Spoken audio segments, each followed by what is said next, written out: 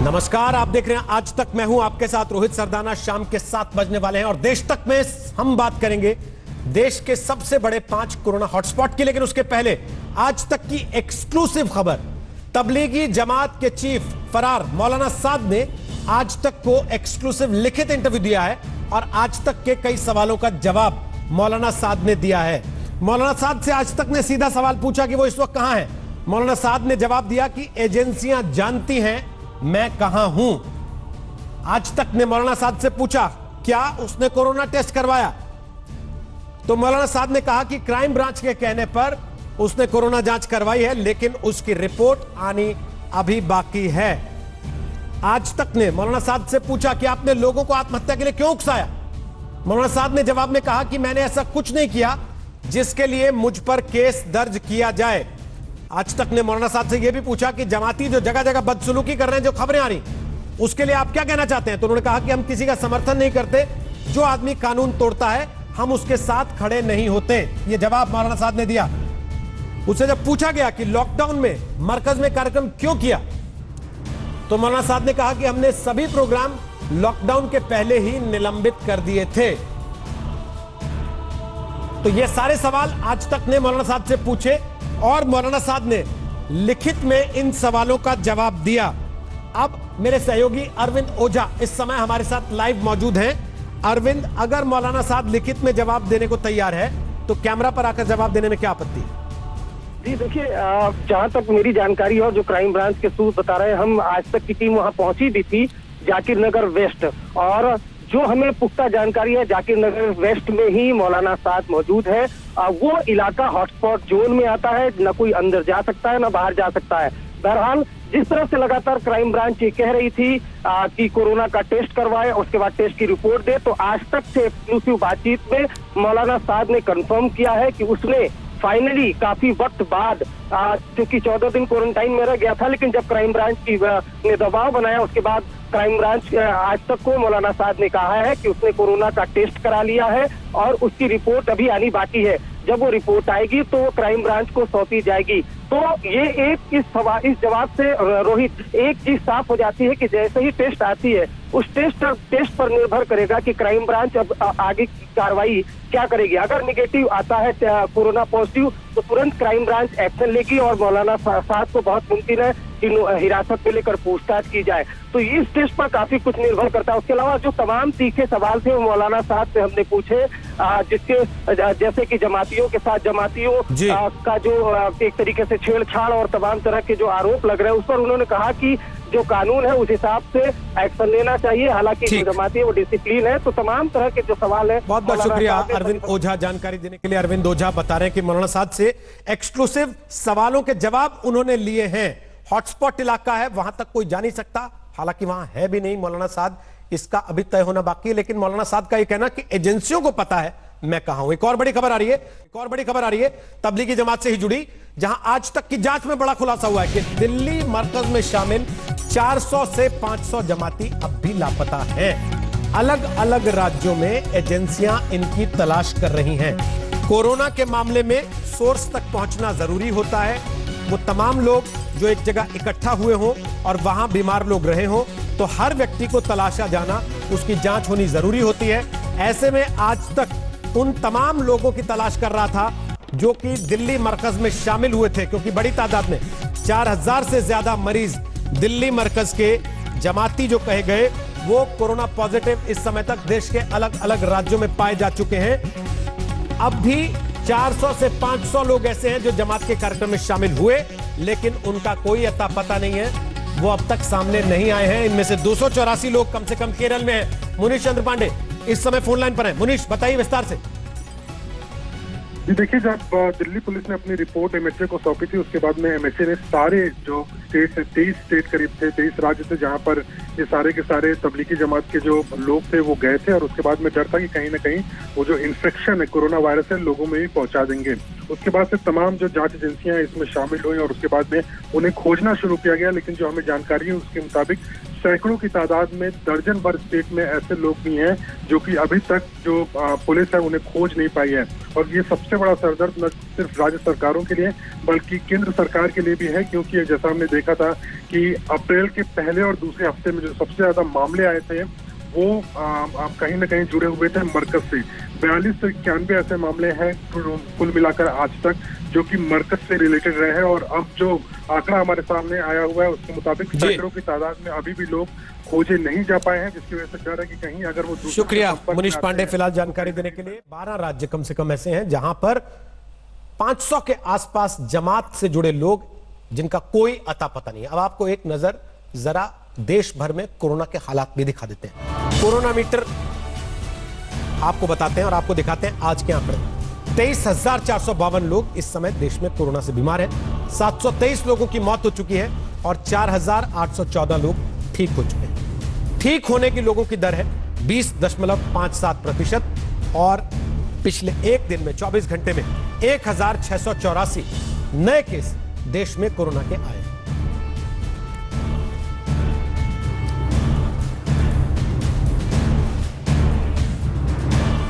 और इसी के साथ साथ हम आपको देश और दुनिया की बड़ी खबरें भी इस वक्त की कोरोना से जुड़ी हुई क्या हैं वो फटाफट से दिखा देते हैं।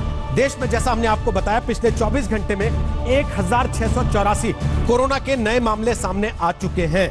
इसके अलावा देश की 5 बड़ी खबरें क्या हैं। महाराष्ट्र का हाल क्या है जहां सबसे ज्यादा कोरोना के मरीज अब तक सामने आ चुके हैं। अभी तक 6,430 मरीज महाराष्ट्र में हो चुके हैं, जिनमें से 283 लोगों की मौत कोरोना से हो चुकी है। गुजरात में 2,624 मरीज हो गए हैं। 112 मरीजों की मौत अभी तक गुजरात में कोरोना की वजह से हो चुकी है। दिल्ली में 2,376 लोग पॉजिटिव हो चुके हैं। 50 लोगों ने अब तक दम तोड़ा है। अच्छी खबर दिल्ली से ही है, प्लाज्मा थेरेपी का असर दिखने लगा है। राजस्थान में 1,964 लोगों में संक्रमण है। 27 लोगों की जान अभी तक जा चुकी है और मध्य प्रदेश में 1,852 मरीज हैं। अब तक 83 लोगों की मौत हो चुकी है। अब जरा दुनिया का हाल भी देख लीजिए, जहां पूरी दुनिया में अब तक 1,92,208 लोगों की मौत कोरोना से हो चुकी है। 27,50,877 लोग कोरोना की वजह से इस समय पूरी दुनिया में बीमार हैं। अमेरिका में 50,000 से ज्यादा लोग अभी तक कोरोना की वजह से मारे जा चुके हैं। ये हालात हैं। इटली में 25,524 लोगों की मौत अब तक कोरोना की वजह से हो चुकी है और स्पेन में 22,524 लोगों ने अभी तक दम तोड़ दिया है कोरोना की वजह से। वैसे तो कोरोना का संकट पूरे देश और पूरी दुनिया पर छाया, लेकिन गुजरात में जिस तरीके से कोरोना का संक्रमण तेजी से अचानक फैला है उसने गुजरात सरकार की नींद उड़ा दी है। गुजरात में अहमदाबाद कोरोना का सबसे बड़ा हॉटस्पॉट बन गया।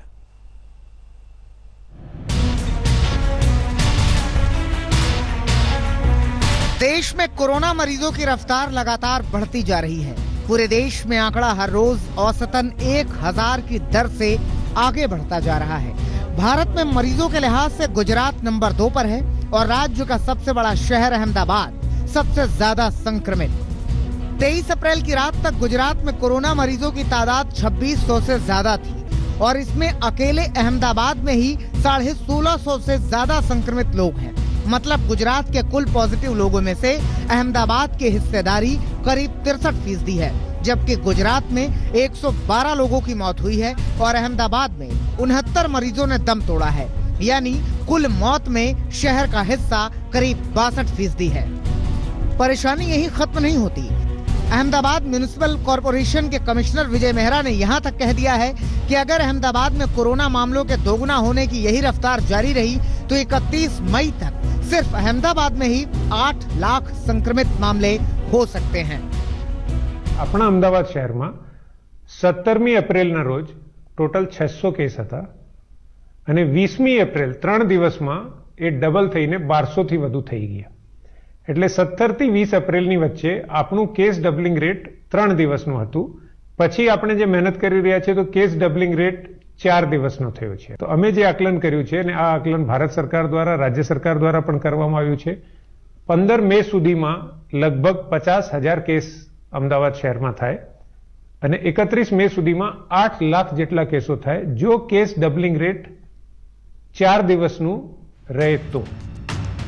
अहमदाबाद म्युनिसिपल कॉर्पोरेशन के कमिश्नर ने आगाह करते हुए कहा कि हमें कोरोना संक्रमण की दोगुना होने की तेजी को धीमा करना ही होगा। સાઉથ કોરિયા જેવા અમુક દેશો છે એ જ ફક્ત 8, 9 કે 10 દિવસનું ડબલિંગ રેટ અચીવ કરી શક્યા છે। એટલે જો આપણે કેસ ડબલિંગ રેટ 8 દિવસનું હાંસલ કરી શકીએ તો 15મી મે સુધીમાં જે 50,000 કેસો થવાના હોય એની સામે ફક્ત 10,000 કેસો જ થાય। अहमदाबाद में पहले ही एक सनसनीखेज मामला सामने आ चुका है, जिसमें एक सब्जी वाले से 60 खरीदारों में कोरोना संक्रमण फैला था। दूसरी हैरानी की बात यह है कि देश में जहां कोरोना संक्रमण के दोगुना होने की दर 9 से 10 दिन है, वहीं अहमदाबाद में सिर्फ 3 से 4 दिन का। अहमदाबाद में जिस तरीके से कोरोना के मरीजों की तादाद में बढ़ोतरी हो रही है, उसे देखते हुए अहमदाबाद म्युनिसिपल कमिश्नर विजय नेहरा का बयान बेहद डराने वाला है। विजय नेहरा ने कहा है कि अगर यही हिसाब से कोरोना के मरीजों की तादाद बढ़ती रही तो 30 मई तक अकेले अहमदाबाद में 8 लाख कोरोना के मरीज होंगे। गोपी गांगर, अहमदाबाद, आज तक। देश की राजधानी दिल्ली में भी हालात बेकाबू हो रहे हैं। कोरोना संक्रमित मरीजों के मिलने का सिलसिला लगातार जारी है और यह सिलसिला दिल्ली वालों के दिलों में दहशत पैदा कर रहा है। दिल्ली के जहांगीरपुरी इलाके में एक साथ 46 लोगों के कोरोना पीड़ित मिलने से हड़कंप मच गया। दिल्ली वालों पर कोरोना का भयानक कहर बरपा है।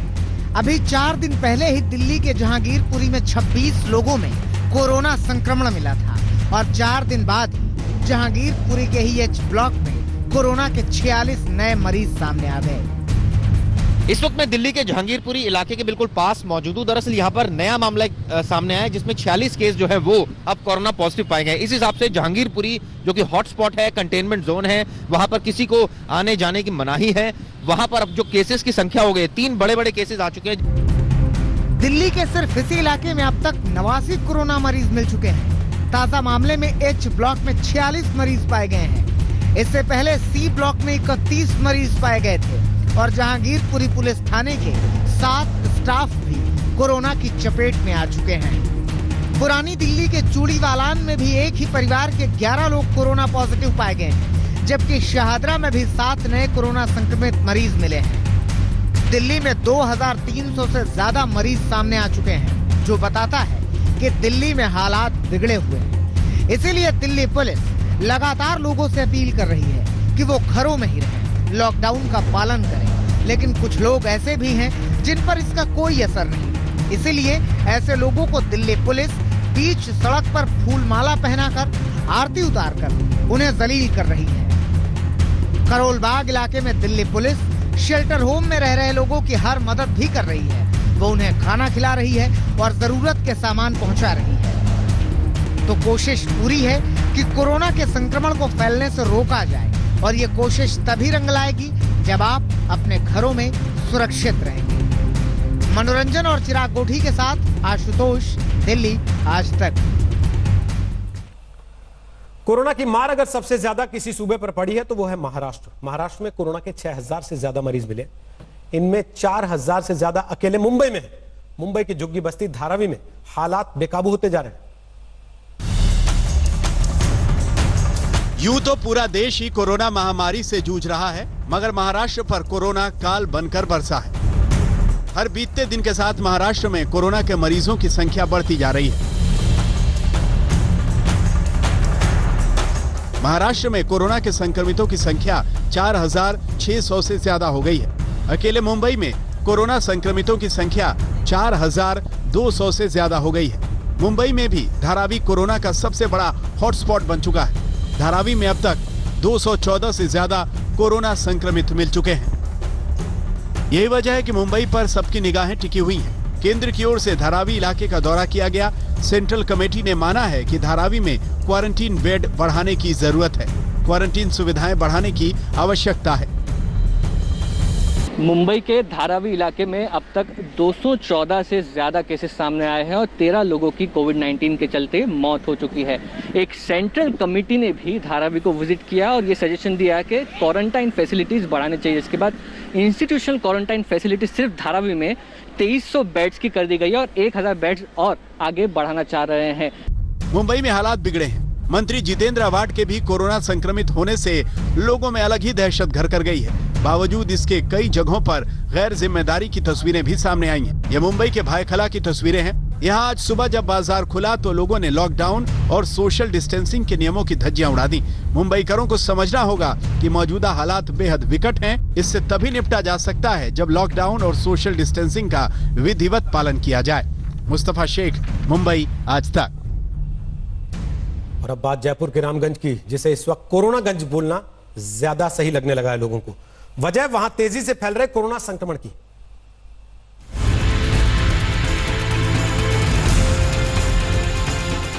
जयपुर अब तक विख्यात था किलों के शहर के रूप में, गुलाबी नगर के तौर पर, हवा महल और सिटी पैलेस के लिए।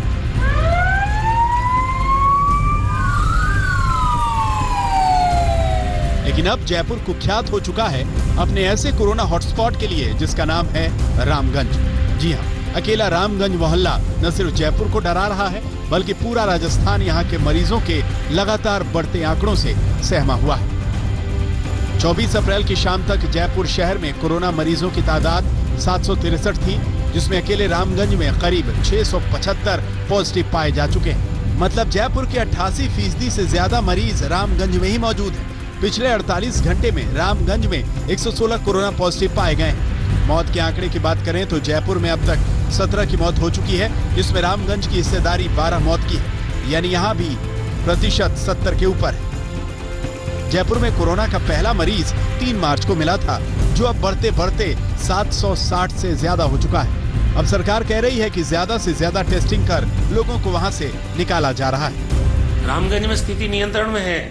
आप देखिए कि जिस तरह वहां पॉजिटिव केसेज जो आने थे वो आए हैं एकदम, क्योंकि हमारे सैंपल के रिजल्ट आना बाकी था जो हमने कलेक्ट किए थे, अब वो सारे करीब करीब आ चुके हैं।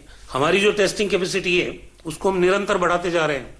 अभी डेजर्ट इंस्टीट्यूट जो जोधपुर के अंदर है, वहां भी 300 टेस्ट पर डे करने का हमने काम शुरू कर दिया है। जयपुर के महाराजा सवाई जयसिंह ने जब जयपुर बसाया था तो 4 चौकड़ियों में से एक रामगंज भी बनाया गया था। यहाँ सेना के लड़ाके और तोपची रहा करते थे। आबादी बेहद घनी है, गलियां बेहद सकरी, लिहाजा संक्रमण तेजी से फैल रहा है, जिसे रोकना कतई आसान नहीं है। शुरुआत में मस्कट से आए एक शख्स की लापरवाही ने 150 से ज्यादा कोरोना के चेन बना दिए, तो दिल्ली से लौटे जमातियों ने भी हालत और खराब कर दी।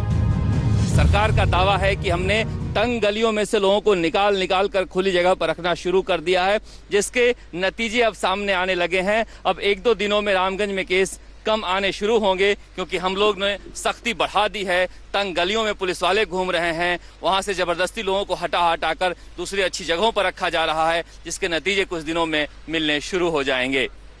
कैमरामैन शर्मा के साथ शरद कुमार, जयपुर आज तक। कोरोना की सबसे ज्यादा मार वाला शहर इंदौर भी है। इंदौर में अब कोरोना लोगों के भीतर दहशत बनकर घर कर चुका है। सिर्फ 24 घंटे में इंदौर में कोरोना के 84 मरीज मिले। मध्य प्रदेश का सबसे बड़ा शहर इंदौर, और इंदौर ही पिछले कई दिनों से बना हुआ है राज्यों में कोरोना का सबसे बड़ा हॉटस्पॉट। हालात और खतरनाक इसलिए भी हो चुके हैं क्योंकि पिछले 24 घंटे में इंदौर में 84 नए पॉजिटिव केस सामने आ चुके हैं। मध्य प्रदेश में कोरोना के मरीजों की तादाद करीब 1700 है, जिसमें इंदौर में ही अकेले 1029 मरीज हैं। मध्य प्रदेश के कुल कोरोना मरीजों में से इंदौर में ही 60% से ज्यादा मरीज हैं। सिर्फ इतना ही नहीं, एमपी में अब तक 83 लोगों की मौत हो चुकी है, जिसमें इंदौर का हिस्सा 55 मौतों का है। इंदौर में करीब 14 लाख लोगों का सर्वे हो चुका है, लेकिन अभी भी 2000 सैंपल जांच के लिए पेंडिंग है, जिसे टेस्ट के लिए भोपाल और पुडुचेरी भेजा जाएगा। जो डिस्चार्ज किए गए थे वो 77 लोग हैं जिन्हें डिस्चार्ज कर दिया गया था। आज इंडेक्स मेडिकल कॉलेज से लगभग 25 लोगों को डिस्चार्ज किया जा रहा है। इसके अतिरिक्त कुछ और लोग हैं सेम्स में भी और इंडेक्स में भी जिनकी दूसरी रिपोर्ट नेगेटिव आना बाकी है। जैसे ही वो दूसरी रिपोर्ट नेगेटिव आती है हम लोग उनको भी डिस्चार्ज कर देंगे। इसमें एक सबसे महत्वपूर्ण बात यह है कि ये जो भी अभी सूची प्राप्त हुई है हमें, इसमें भी नए एरिया नाम मात्र के लिए है। ये वही इंदौर शहर है जहां कुछ दिनों पहले ही डॉक्टरों की टीम पर जानलेवा हमला हुआ था। और हम आपको ये भी बता दें कि जिस इलाके में डॉक्टरों पर हमला हुआ था, उसी मोहल्ले से कई लोग अब कोरोना पॉजिटिव होकर अस्पतालों में अपना इलाज करवा रहे हैं। हालांकि अच्छी खबर यह है कि इंदौर से अब तक करीब 77 लोग इलाज के बाद स्वस्थ होकर घर जा चुके हैं, लेकिन चिंता इस बात की है कि शहर में संक्रमण की रफ्तार भी बढ़ती जा रही है। भोपाल से रवीश पाल सिंह के साथ धर्मेंद्र, इंदौर, आज तक। सवाल यह है कि जब तक कोरोना की वैक्सीन नहीं बन जाती तब तक कोरोना के मरीजों का इलाज कैसे हो। इस सवाल का जवाब डॉक्टर्स ढूंढने में लगे हैं। डॉक्टर्स ट्रायल कर रहे हैं कि कोरोना के मरीजों का इलाज प्लाज्मा थेरेपी के जरिए किया जा सकता है या नहीं। क्या है यह प्लाज्मा थेरेपी, समझिए।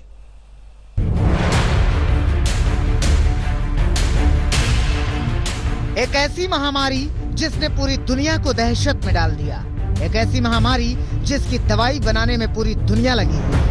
लेकिन दिल्ली में एक ऐसा प्रयोग हो रहा है जो बहुत संभव है कि कोरोना की बीमारी को खत्म कर दे। यूं तो सोशल डिस्टेंसिंग से कोरोना से बचा जा सकता है, लेकिन कोरोना संक्रमित शख्स ठीक कैसे हो, इसका जवाब बहुत हद तक प्लाज्मा थेरेपी हो सकती है। अगर ठीक हुए पेशेंट के खून से प्लाज्मा निकाला जाए, वो एंटीबॉडीज निकाली जाएं और जो बीमार पेशेंट है उसमें डाल दी जाएं, तो वो बीमार पेशेंट भी ठीक हो जाता है। इसे हम प्लाज्मा थेरेपी कहते हैं।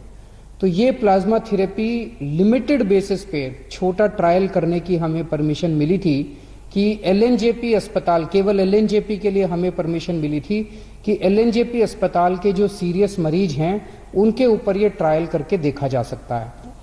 हमने पिछले कुछ दिनों के अंदर 4 मरीजों पे ट्रायल करके, एलएनजेपी के 4 मरीजों पे ट्रायल करके देखा। उसके अभी तक के नतीजे उत्साहवर्धक हैं, अच्छे हैं।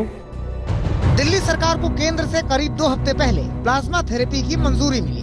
मंजूरी मिलने के बाद एलएनजेपी के 4 मरीजों पर थेरेपी का ट्रायल किया गया।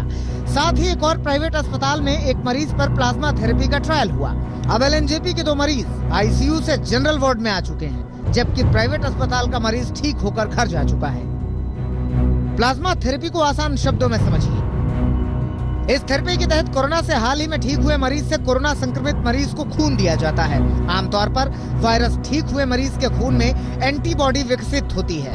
ये एंटीबॉडी वायरस संक्रमण से लड़ सकती है। ऐसे मरीजों का इम्यून सिस्टम वायरस से लड़ने के लिए प्रोटीन बनाता है। प्लाज्मा थेरेपी के तहत एंटी वाले खून के हिस्से को इकट्ठा कर नए मरीजों में चढ़ाया जाता है। एंटीबॉडी वाले खून के हिस्से को कॉन्वॉल्सेंट प्लाज्मा कहते हैं, इसलिए इस थेरेपी को कॉन्वॉल्सेंट प्लाज्मा थेरेपी भी कहते हैं। जो मरीज कोरोना वायरस से नहीं लड़ पा रहे थे, एंटीबॉडी मिलने से उनके शरीर में संक्रमण से लड़ने की ताकत आ जाती है। ये एक थेरेपी है जिसमें जो मरीज ठीक हो जाते हैं उनके शरीर में एंटीबॉडीज बनती हैं। जब भी हम किसी वायरस या किसी इन्फेक्शन से लड़ते हैं तो हमारी इम्यून सिस्टम उससे लड़ता है और उसको जब वो लड़ता है तो एंटीबॉडीज बनाता है, वो हमारे ब्लड में आ जाती हैं। तो अगर हम जो कोई व्यक्ति ठीक हो गया है उसका खून लें, उससे प्लाज्मा निकाल के किसी बीमार व्यक्ति में डालें तो वो एंटीबॉडीज उसको मदद करती है। प्लाज्मा थेरेपी से डोनर में कमजोरी भी नहीं आती। प्लाज्मा फेरेसिस में एक मशीन होती है, खून उसमें से जाता है, सिर्फ थोड़ा सा एंटीबॉडी प्लाज्मा लिया जाता है, बाकी खून वापस आ जाता है। कोई कमजोरी नहीं, वीकनेस नहीं। और आप चाहें, मतलब अगर हिम्मत है तो 10 दिन में फिर दे सकते हैं ब्लड, तो 3 महीने तक नहीं दे सकते। दूसरी एक बात है कि अगर आप ब्लड देते हैं तो आपकी बोन मैरो स्टिमुलेट होती है, नया ब्लड बनता है, you feel younger. It is a longevity के लिए ब्लड डोनेशन एक बहुत अच्छा माध्यम है। फिलहाल प्लाज्मा थेरेपी के इस प्रयोग को सफल बनाने के लिए उन मरीजों को भी ब्लड प्लाज्मा देने के लिए आगे आना होगा जो ठीक हो चुके हैं। तभी प्लाज्मा थेरेपी बाकी बीमारों के लिए संजीवनी बन सकती है। दिल्ली से संजय शर्मा के साथ आज तक ब्यूरो। कोरोना का संकट बड़ा है, लेकिन हिंदुस्तान ने भी ठान लिया है कि किसी भी सूरत में कोरोना को हराना है और इसके लिए सरकार लगातार प्रयास कर रही है। स्वास्थ्य मंत्रालय के संयुक्त सचिव लव अग्रवाल को भी सुनिए। भारत में कोविड-19 की टोटल एडिशनल संख्या 1684 केसेस आए हैं, which takes our total confirmed cases to 23,077. Total cases under medical supervision are 17,610. कल से आज तक में 491 लोग क्योर हुए हैं, विच टेक्स की हमारी जो टोटल क्योर होने वालों की संख्या को 4,748 लेके जाती है।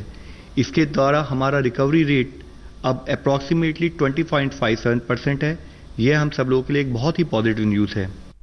नमस्कार, मैं हूं अंजना ओम कश्यप। हमें उम्मीद है ये वीडियो आपको पसंद आया होगा।